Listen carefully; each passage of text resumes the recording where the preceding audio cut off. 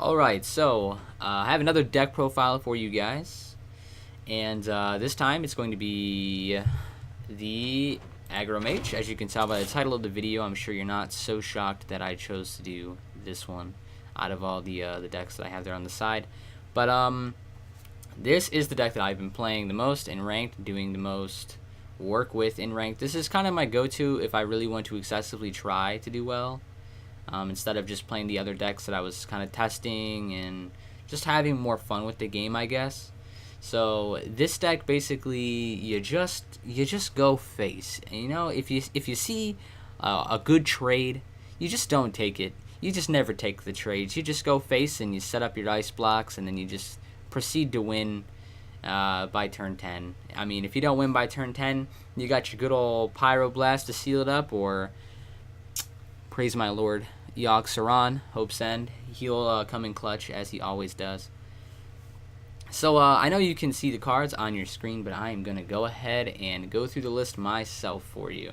So from the top, we have 2 Arcane Missiles, 2 Babbling Book, 2 Mana Worm, 1 Mirror Image, 2 Arcanologist, 1 Blood Mage Thalnos, 2 Frostbolt, 2 Loot Hoarder, 2 Medivh's Valet, 2 Primordial Glyph, 2 Sorcerer's Apprentice, 2 Arcane Intellect, 2 Cold Light Oracle, 2 Ice Block, 2 Fireball, 1 Pyro Blast, and then Big Daddy Yogg himself. So, I started playing this because I actually made all the cards to craft this Exodia Mage, right? Like that's what they're calling it, and like I enjoyed it a lot. Okay, I did enjoy it a lot.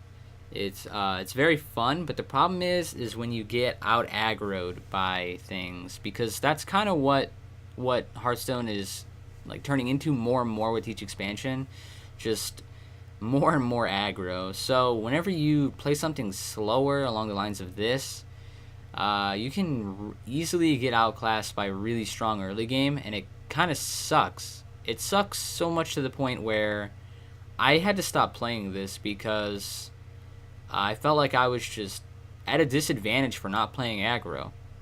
So I wound up making a different variant, it obviously being aggro, and it's just been doing much better than the Exodia build, for me at least.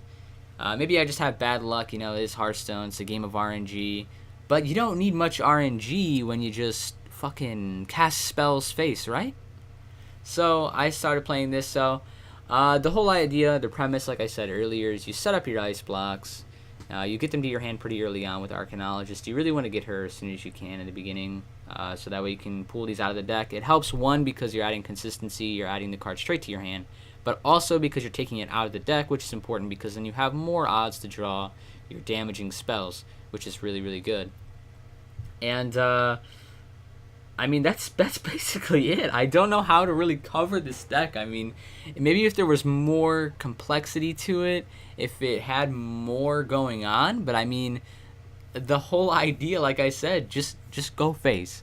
Don't take trades, you just go face. And if you do that, if you keep going face and you keep applying that pressure, and they try to finish you off before you finish them, you're obviously not going to die, and you're just going to rebuttal with like double fireball and like pyroblast, and you're going to discover some crazy things off Primordial Glyph. Who knows? I've had crazy luck with this card. I cannot tell you how many times where it's like I needed a pyroblast to win the game, and like the last turn, if I didn't get it, I was going to lose the next turn, but Pyroblast always seems to find its way to me through Primordial Glyph, and I think that's all because of my boy Yogg being in here, blessing my deck.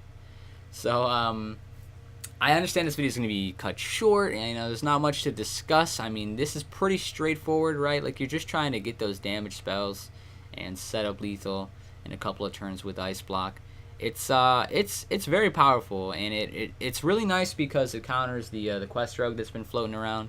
It doesn't counter it per se. It's just a really strong matchup because you can go past those 5/5s, not worry about them so much. You don't need to really worry about clearing, and you just go face because SMOrc.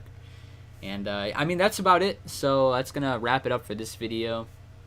And once again, if you did like the video, leave a thumbs up, because it does help tremendously. And don't subscribe, because I just don't want subs, man.